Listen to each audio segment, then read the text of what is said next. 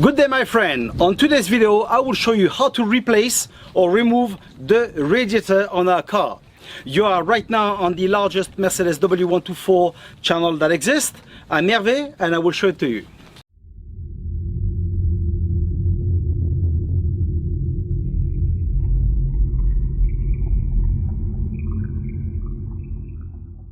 What is the reason to replace the radiator or to remove it?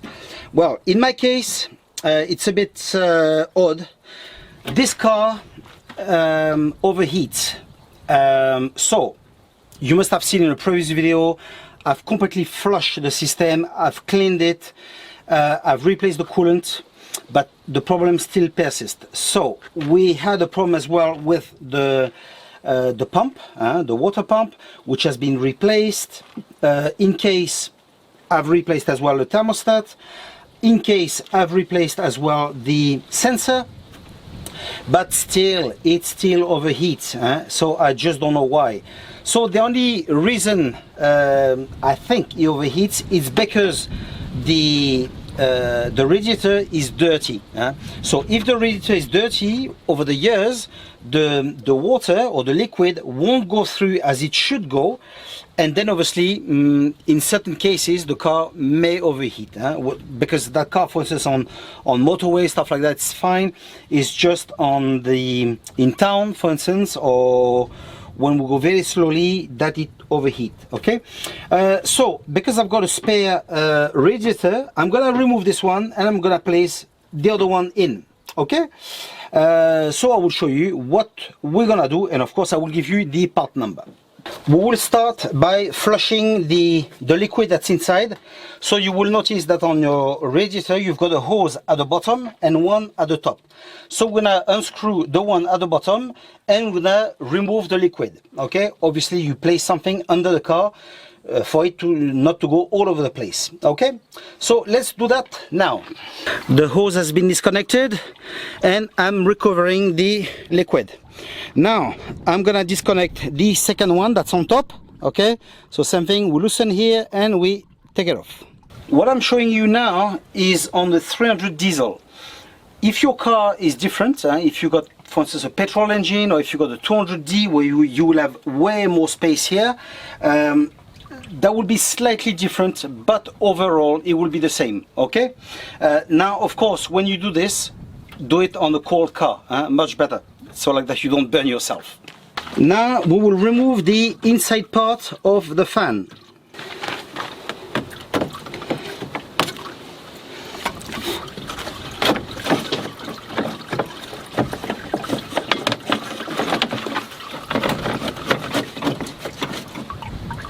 We will now remove those clips, one here and one on the other side, and then this part we're gonna lift it up.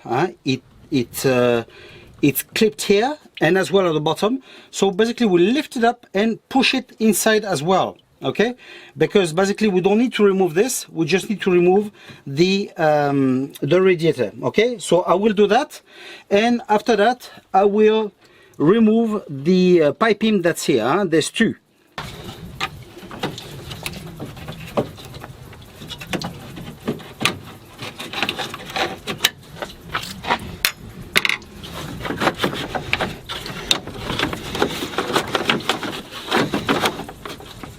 Now when I remove those piping, we'll use a spanner of 19 for this. Okay, so we'll remove that one and the other one as well, and then to remove the radiator we'll have to remove those clips that are here and there, and the radiator should be able to come off.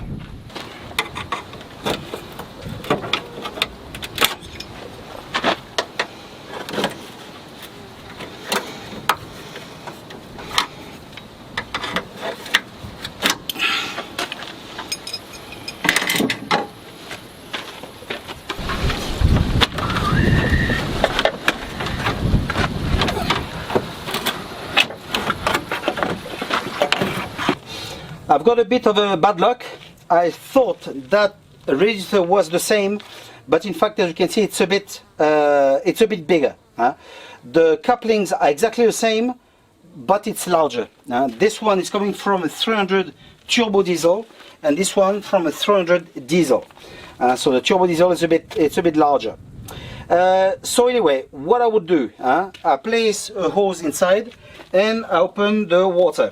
So basically it will flush the radiator, and if there's any dirt, it will come off. Okay, so I know that's not the best way of doing it.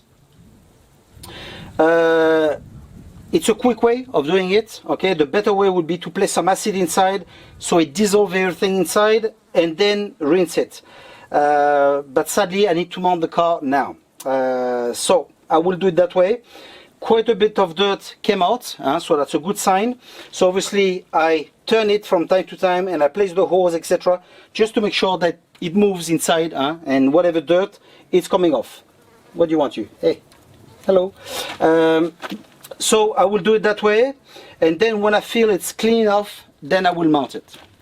Now comes the time to mount it. Okay, so just make sure it's well positioned, well seated. Then you place back the clips here, and you basically reconnect everything, the hose for the oil, etc., and you mount everything back, and that should be it. At the same time, I will give you the part for the hose, okay, in case you need it, the upper one and the lower one. Once everything is back, just double check and make sure you haven't forgotten anything, any clips, stuff like that, that nothing moves, that the hose are well collected, they're nice and tight. For the oil as well, it's mounted nicely. Once you've double checked and everything is okay, now will come the time to fill this up. Okay, so as usual, I've shown you that before. You top it up, and then eventually you run the engine. It will go through, top up again if necessary, then eventually go for a ride for the car, a small ride, and then top up the level. Okay, once it's all done, then that's it, the job is done. So I hope that you have liked the video. I hope it's useful to you. Stay tuned, subscribe to the channel if it's not done so, and we'll see each other in the next one. Take care.